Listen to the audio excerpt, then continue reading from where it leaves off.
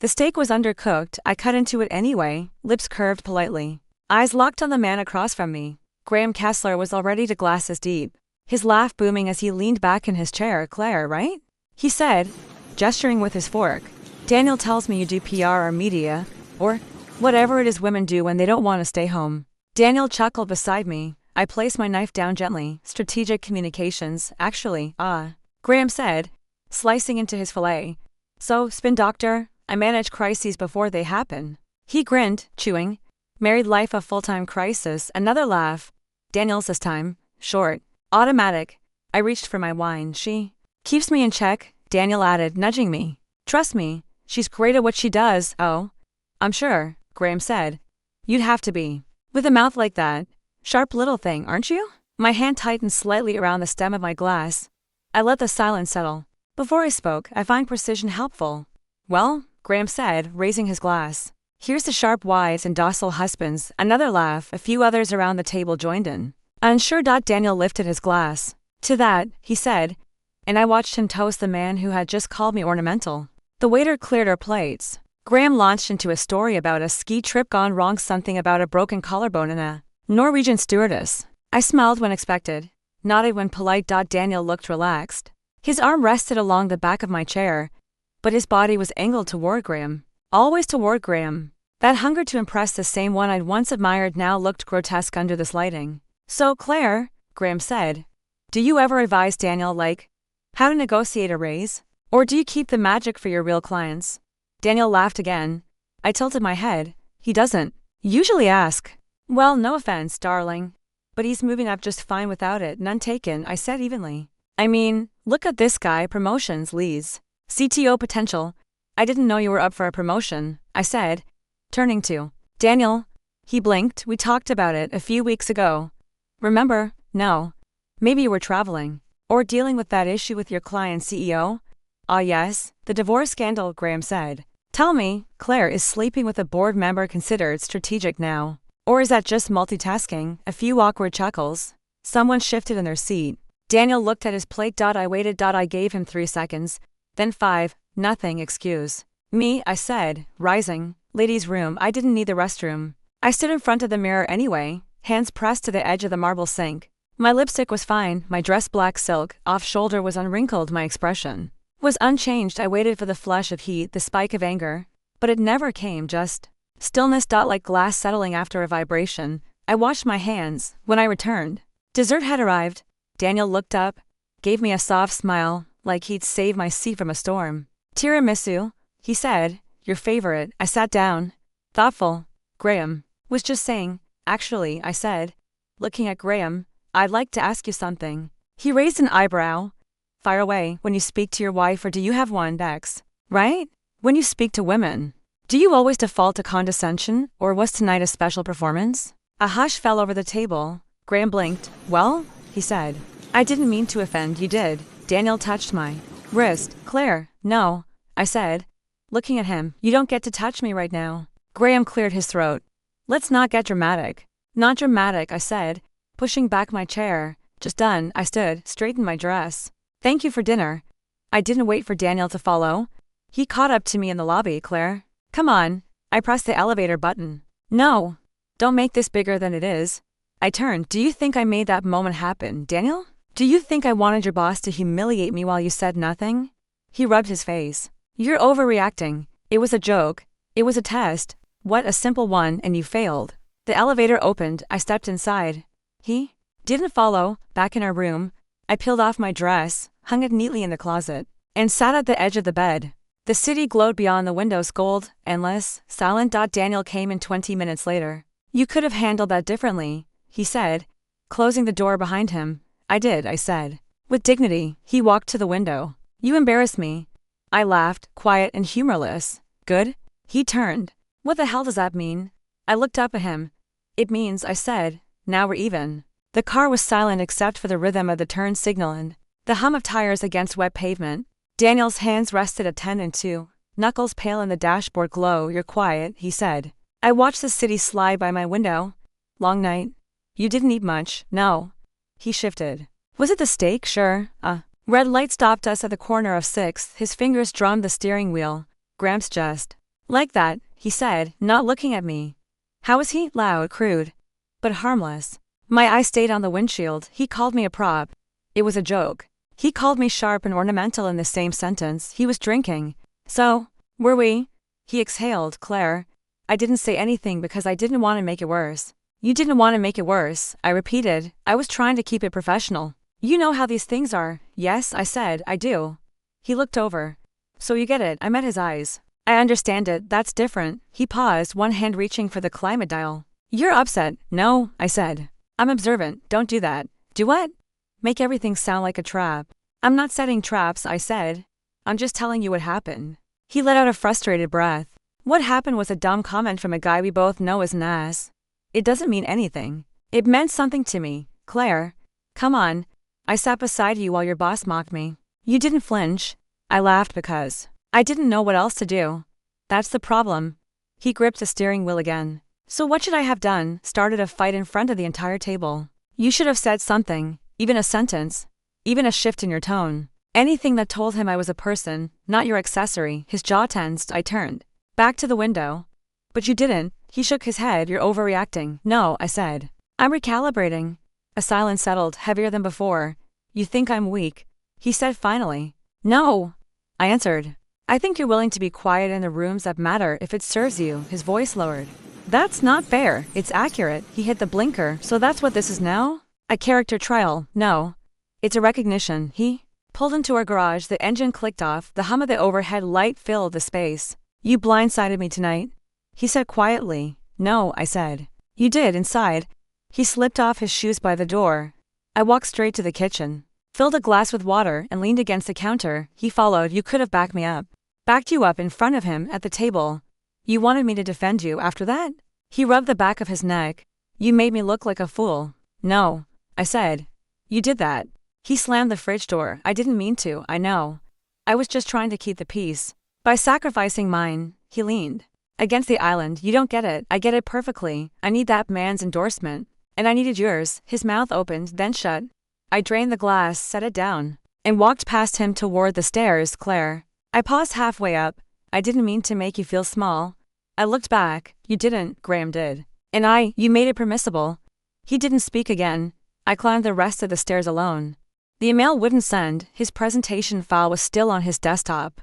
Probably forgotten in the morning scramble. He texted. Can you send it over? Sorry, love you. I opened the laptop. It wasn't locked. The file was right there. Corelink _Q to _pitch. I clicked attached, hit send, then I noticed a folder, titled backups. Not his usual naming convention. I clicked once. Prompted for a password. I typed his standard our wedding date. Denied. Tried his mother's birthday. Still nothing. I stared at the blinking cursor. Then typed Renee 9 to dot the folder open dot photos, screenshots, PDFs. A saved thread labeled Slack _export. A WhatsApp chat backup. I clicked on the first image. Her face was angled toward the light, half-shadowed, a laugh caught mid-breath. Renee Porter. She sat beside me at the holiday party in December, sipping white wine and complimenting my necklace. UX designer. New. Hungry. 20-6. The Slack messages were casual at first, then flirty, then brazen. Daniel, wish I were in that Uber with you. Renee. Next time. Don't leave so fast. A JPEG of her knee, bent under a silk robe. A screenshot of a hotel reservation. Daniel booked it. Thursday. No questions. Renee. None. Asked that I close the file, then reopened it. Not disbelief. Inventory. There was an Excel doc, a log. Time stamp. He was tracking her period. I called Maya. Hey, Claire, she answered, chipper. Want me to confirm the Lancer call for tomorrow? Or wait on, push it. Everything tomorrow to Friday? Push, cancel, reschedule. Okay. Anything specific I should say? Just conflict stacking. Got it. She paused. You alright? Yes, a beat. You want me to reroute calls for the rest of today? Yes, please. I'll hold everything.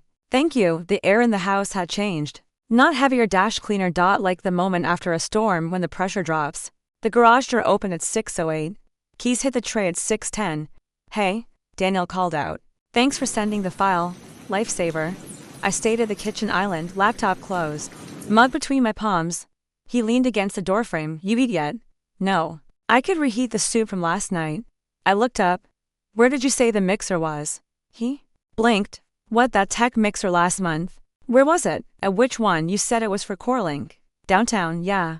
The WeWork on 12th. You're sure? Yes. I held his gaze. He smiled slightly. Testing, you didn't go. I did. Not with your team, Claire. What's going on? Who's Renee? His mouth opened, closed. She's on my floor. Ux.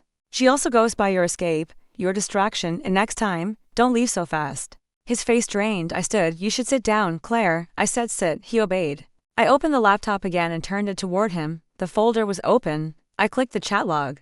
The images, the hotel receipt. He didn't speak, just stared. Do you want to explain anything? I asked. I didn't mean for you to. You didn't mean for me to look. That's different. It wasn't serious. You tracked her ovulation. That's Christ. You made a spreadsheet. I was stupid. You were deliberate. His hands trembled slightly. Claire, please, were you going to tell me? No. Are you in love with her? No. Would you leave me for her? No. Would you lie to me again? I don't know. I nodded. He reached across the island. I moved back. Don't, I said, please. I don't need your apology. What do you need? Clarity. Claire, do you love me? Yes. You didn't protect me from your boss. That has nothing to do with this. It has everything to do with this. Same root. What? Root? You want power. You don't want conflict. So you take the path of least resistance even if it costs me. That's not true. It is, and you know it. Silence again. Then? Are you leaving me? I haven't decided.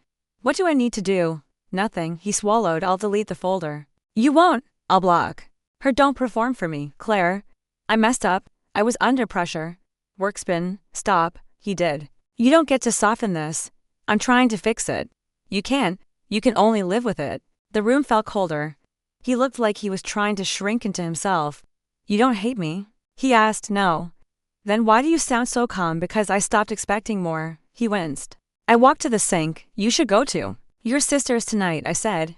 She'll ask questions. Tell her you needed space. It won't be a lie. He stood slowly, walked toward the hallway, then turned. Are you going to tell anyone? Does it matter to me? Then maybe you shouldn't have left evidence. He opened his mouth, then closed it, picked up his keys. Left. 10 minutes later, I reopened the folder, selected all, duplicated, labeled it truth. Then I saved a copy to the cloud. Just in case he forgot. 3 weeks passed. Daniel poured my coffee each morning like clockwork, kissed the top of my head, asked if I wanted almond milk or oat. I said oat. He said, of course, like we were fine. I smiled, said, thanks, sipped, watched. One night, he leaned against the bedroom doorway. You still mad at me? I'm not mad. You haven't said much lately. I've been tired. You're always tired now. I've been working. He hesitated. Do you want to talk about it? No. Ever will. See, he lingered, then left the room. He worked late on Thursdays. I started logging timestamps. Door opening, 10:46 p.m. Jacket on the wrong hook. Shower immediately. Phone face down. He deleted messages now. I checked screen time. WhatsApp. Usage dropped by 40%. Guilt had improved his security habits, but he still used the same passcode. Saturday morning. I sat across from him at brunch. You're quiet. He said. You're surprised. I'm trying, Claire. At what? At being better. Define. Better? He sighed. Less selfish, more transparent, more present. You said nothing about her. Because she's gone, you still haven't apologized. I thought I did. You tried to. He stared at his eggs. I didn't think you wanted to hear it. I don't. But I want to know you meant it. I do. Then say it. He met my eyes. I'm sorry I betrayed you. Good. The next Monday, I opened a new spreadsheet. Title, exit. I made 3 columns. Legal, financial, social. Under legal, prenup clauses, property, asset. Inventory. Under financial, salary splits, joint accounts, offshore savings he didn't think I knew about. Under social, contacts I keep, stories I tell, stories I wouldn't need to. He tried again the following Friday. Lit candles. Ordered sushi.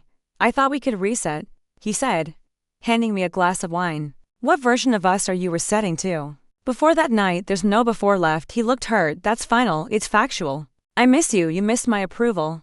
That's not fair. It's accurate. He swallowed. Are you seeing someone? I blinked. No. You barely look at me. I look. I just don't admire anymore. He started doing laundry without asking. Folded my clothes. Even the silk ones. I let him. He asked if I wanted to join him at the gym. I said no. He offered to book a couple's retreat. I said no. He asked if I hated him. I said, not yet. At night, he touched my back in bed. Light, careful. I didn't move away. But I didn't lean in. 3rd week, Tuesday. He stood in the doorway. As I packed my laptop, I can tell you're planning something, he said. I always am. He nodded slowly. Am I in it? You were, and now you're a variable. He exhaled, Claire. If you're going to leave, I didn't say I was leaving. But if you are, don't blindside me. I won't, promise. I looked at him. I never make promises I don't intend to keep. He looked away first that night. I sent an email to Maya. Subject, document prep body. Let's discuss succession structure and confidential asset review. No assumptions, just preparation. She replied 5 minutes later. Understood. Quiet mode on. The boardroom was quiet, sunlight bleeding through the frosted glass. I sipped green tea, reading notes for the upcoming Quarling Quarterly. Across the room, two partners spoke in low tones. Chen wants an outside CTO, one said. Fresh blood, clean lines. Got the short list, a shuffle of papers. Yeah, internal referrals. Claire's husband's on it, actually. Daniel Bennett. Huh? That's hers, apparently. I didn't look up. Back in my office, Maya slipped in, holding a folder. Client deck for Friday. She said, setting it down. Which clients? Corelink. Jared wants to go through transition planning before the Q3 summit. Good, I'll take it solo. She hesitated. Want me to block Daniel? Not yet.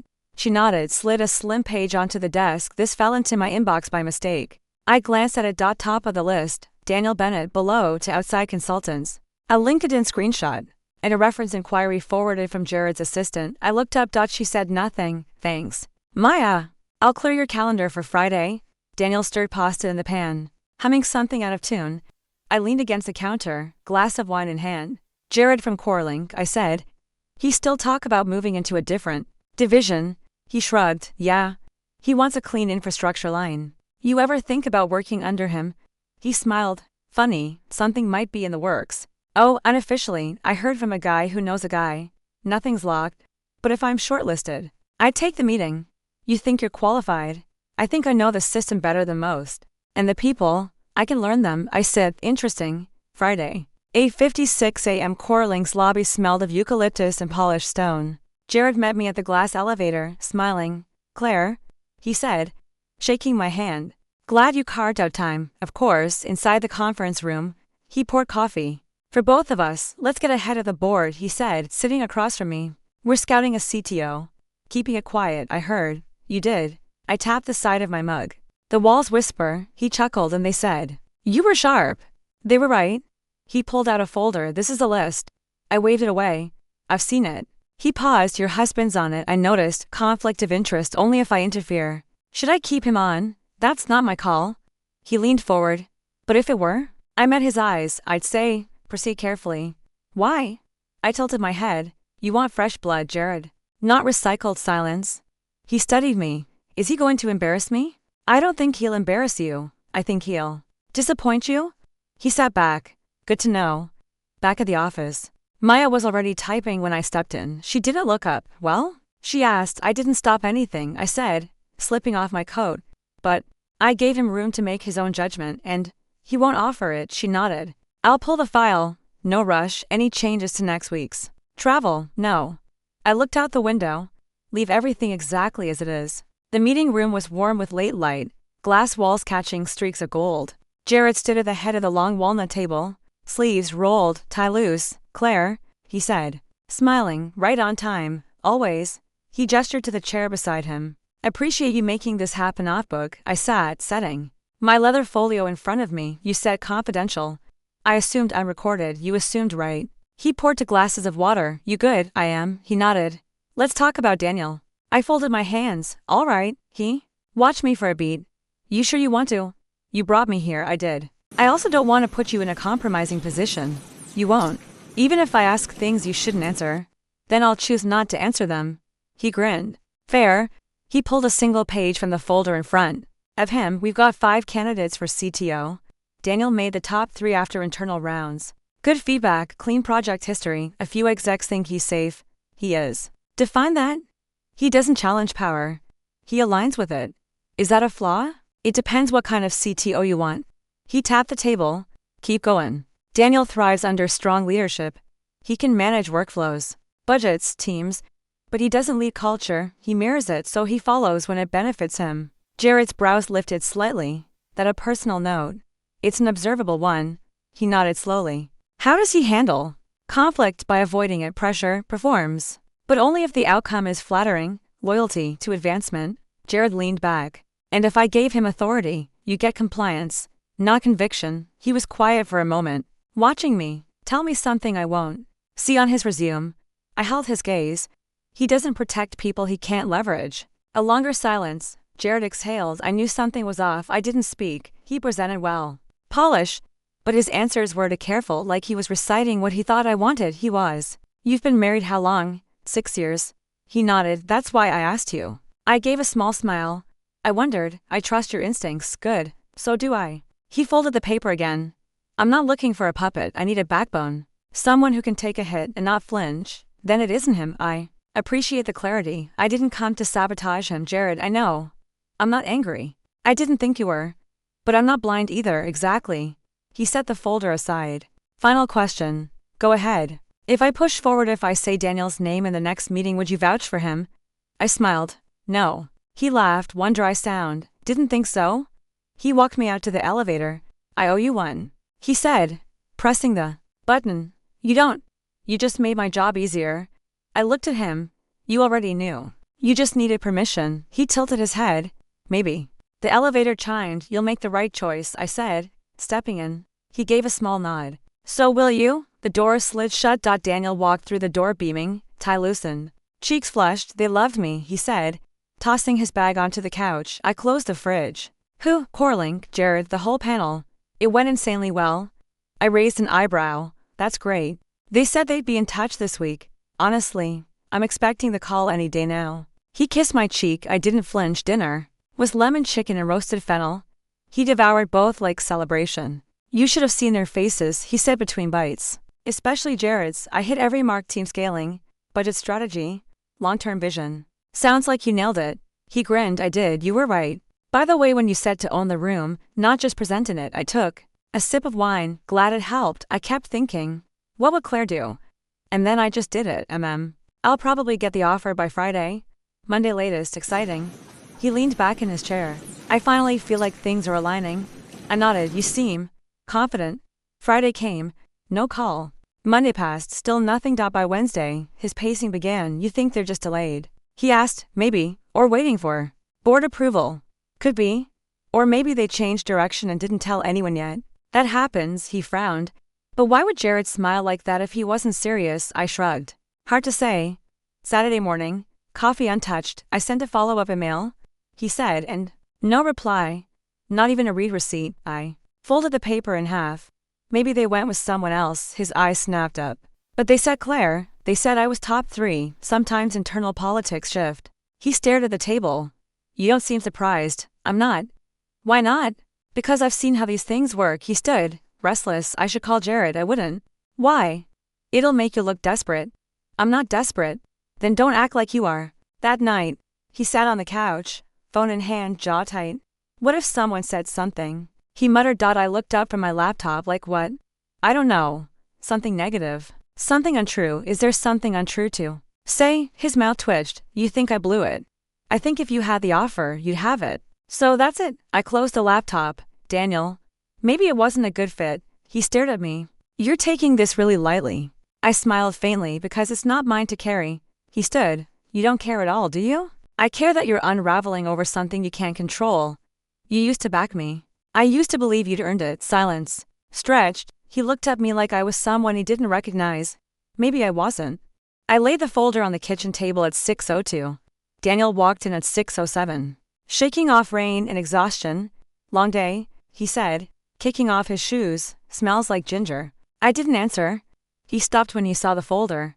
What's this? Yours? He opened it, a slow shuffle of pages. His face didn't change at first, then his mouth said hard. You printed it? Yes, all of it. I curated. He stared at the call logs, the photos, the hotel confirmations. Renee's name appeared 6 times in the first 10 pages. Claire, don't explain, just read. He flipped another page. Some of these, you weren't meant to see this, obviously. He glanced up. You went through my private drive. You labeled it backups. I didn't think you'd look. I didn't think you'd cheat. He flinched. It wasn't like that. Then explain what it was like. He closed the folder. I was stupid. That's a category, not a defense. I was lonely. You were traveling nonstop. You were always working, supporting, paying. He sat down. You're trying to humiliate me. No, I said, that would require an audience. His eyes flicked to mine. Then why now? Because you keep pretending nothing's changed. I thought we were getting back to something normal. There was no normal. I didn't love her. That didn't stop you. Silence. He looked smaller sitting there, hunched over. His own trail of evidence. You could have told me when you found it, he said. You could have told me before I had to find it. He opened the folder again. You kept this for weeks. Yes, waiting for the right moment. No. Waiting for the moment you'd be honest, and if I never was, then this would have come out anyway. He looked down. Is this it then? I don't know. What are you waiting for? Clarity. You said that already. It's still true. He pushed the folder away like it burned. Do you want me to leave? I want you to sit with what you did. I have. Not enough. Claire, you made choices without consequence. That ends now. He stood. So what? You're going to drag this out? Make me beg? No. I stood to you. Already are. He paced toward the sink. I messed up. I've said it. I ended it with her months ago. And you never said a word. I thought burying it was protecting you. It was protecting you from me. He turned. What do you want from me? Nothing. That's worse. Exactly. The kettle whistled. I turned it off. He leaned on the counter, eyes tired. She meant nothing. You gave her everything you withheld from me. I didn't mean to. You meant to not get caught. He rubbed his face. Are you going to tell anyone? No. You're keeping it private. I'm keeping it exact. He shook his head. You're cold. No. I'm done warming people who burn me. He looked down at the folder again, then at me. Why didn't you scream or throw something? Because I don't owe you a performance. He nodded slowly. You don't. We stood in silence. The only sound was the hum of the fridge. Finally, he asked, are we still us? I picked up the folder. We were. Now we're data. I turned, walked out of the kitchen, left him sitting in the ruins he made. The papers were served on a Thursday. I made sure it was after lunch, enough time for Daniel to be alert, but not dramatic. He called at 1:36. You filed. Yes. He was silent, then, without talking to me first. There's nothing left to talk about. You said you needed clarity, and now I have it. Marissa Levine was already 3 steps ahead. She met me in her office in a navy sheath dress and a calm that could drown fire. We've kept it clean, she said, sliding the documents across the glass table. No public statements. Assets split per the prenup. You'll keep the house. He won't fight? He might flail. But he has no leverage. I signed one stroke, then another. Are you sure you don't want to include the folder? No. Why? Not. Because he already knows what's in it. She nodded. Then we'll proceed quietly. Exactly. Daniel showed up at the house 2 days later. No warning. Just his knock at the door and that same look, equal parts disbelief and insult. You're really doing this? I stepped aside. 5 minutes. He walked in like he still lived there. I let him. This is fast. He said, it's been slow. You just didn't notice. You blindsided me. I waited. You stalled. He sat on the edge of the couch. We could fix this. No, we've been through worse. No. Daniel, I have. You coasted through. He leaned forward. I made a mistake. I admitted it. And then you waited for me to forget. He opened his mouth, closed it. What do I tell people? Whatever you want. So you get to walk away clean. I'm not walking. I'm exiting. He stood. You really think you're better than me? No. I think I'm finally done shrinking to make you feel big. The next morning, Marissa called. He signed, she said. No notes. Good. There's a press query circling. Low-level finance blog. Let it pass. No comment. You're sure? I'm sure. She paused. You handled this like war. No, I said, like surgery. She chuckled softly. Either way, it's over. Yes, it is. Daniel's final email came Sunday at midnight. Subject, you win. Body, I never thought you'd actually do it. I didn't reply. Winning wasn't the point. Leaving was. The first thing I noticed was a silence, not heavy, not sharp, just still. No shoes by the door. No sighs behind a laptop. No sound of someone filling space just to feel present. I changed the wall color in the bedroom midnight blue. I replaced a rug in the hallway. Moved the couch. The house shifted like it had taken a deep breath. Maya walked into my office with 2 coffees and narrowed her eyes. You cut your hair. I touched the ends, just a trim. No. It's shorter, intentional. I smiled. Maybe. She sat down. You look different. Different how? Like you're holding less. I looked at her. I am. She nodded. You're sleeping. Finally, running again. For miles this morning. She handed me the second coffee. You look taller. I didn't grow. You stopped bending. On Sunday. I passed a mirror in the entryway, stopped, looked, the same face, the same eyes. But something in the expression had settled. I didn't look like someone waiting to be chosen. I looked chosen. By me. I met a former client for lunch at Lara. She hugged me DeLong and said, you look free. I am. What changed everything? She raised an eyebrow. Everything. Enough. One morning, I opened my calendar and saw 2 free hours with nothing to move, cover, or explain. I took myself to the museum. Walked alone, no phone, no purpose. I stood in front of a sculpture called Severance, polished steel, clean, violent, beautiful. A docent walked by and said, "People say it looks like it was broken on purpose," I said. "Maybe it was finished on purpose," she smiled, that too. Later that night, Maya texted me a photo from the holiday gala 2 years ago. "You were already gone." She wrote, "Just hadn't packed yet." I stared at the image, my dress, my smile, his hand on my back. She was right. I was halfway out, now. I wasn't halfway anything. Montreal in March was colder than expected inside the glass atrium of the tech conference. The air buzzed with polished slides and performative networking. Jared spotted me near the espresso bar. "Claire," he said, walking over. "You look like someone who doesn't need to be here." "I rarely do." "Why am I?" He grinned. "Because I need to introduce you to someone." He gestured across the room. "Olivia Tran, black turtleneck, clean blazer, no visible nerves, Olivia." Jared said, "This is Claire Bennett, executive strategist, communication surgeon. And the only reason half my deals didn't implode. Last year." I extended a hand, high praise. She took it firmly, earned, confirmed. We sat at a small table near the window. "I run our Clay," Olivia said. "We're scaling faster than we planned. Investors want polish, my COO wants clarity. I want results." "And what do you actually need?" She smiled. "Someone who tells the truth before it hits the front page. And who listens when they do." "That too?" Jared stood. "I'll leave you to it. I Googled you," Olivia said once he left. "Did I pass? You didn't flinch when I said polish. That's rare. I'm more interested in precision." "Same. What are you looking for right now?" "Not a job." Her eyes narrowed. "But maybe a project, possibly." She reached into her bag, pulled out a simple card. "Call me if possibly becomes probably." I looked at it, simple serif font, no tagline, just confidence. "Why me?" "Because I asked around and got the same answer from 5 different people. If you want something done without drama, Claire Bennett's the call." I slipped the card into my pocket. "Then maybe I will." She stood. "I hope you do." Later that night, in my hotel room, I set the card on the desk. No rush, no decision. Just the beginning of something I didn't need to explain. The subject line read, "Just one thing, the body was short, Claire." I keep thinking about that night at Gramps' dinner. I should have said something. I should have defended you. I don't know why I didn't. Maybe I do. Maybe I just didn't want to make waves. I thought I was protecting us by staying silent. I see now what it cost. "I miss you," Danielle Reed. It once closed the browser. Maya caught me near the elevators later that morning. "You okay?" "Fine." She studied me. "He reached out, didn't he?" "He did. Anything useful in it?" "No." "Closure?" I pressed the elevator button and echo. I walked into the conference room for a media prep session and opened the deck without pause. Numbers, projections, language all sharp, all mine. Not one piece of me felt pulled. Not even sideways. That evening, I sat by the window, legs folded. Under me, glass of Syrah untouched on the table. I opened the email again, reread it slowly. Word by word. There was no confession, no accountability, just a man grieving his own consequences. I hit delete. The next morning, I went running along the waterfront. The air was cool.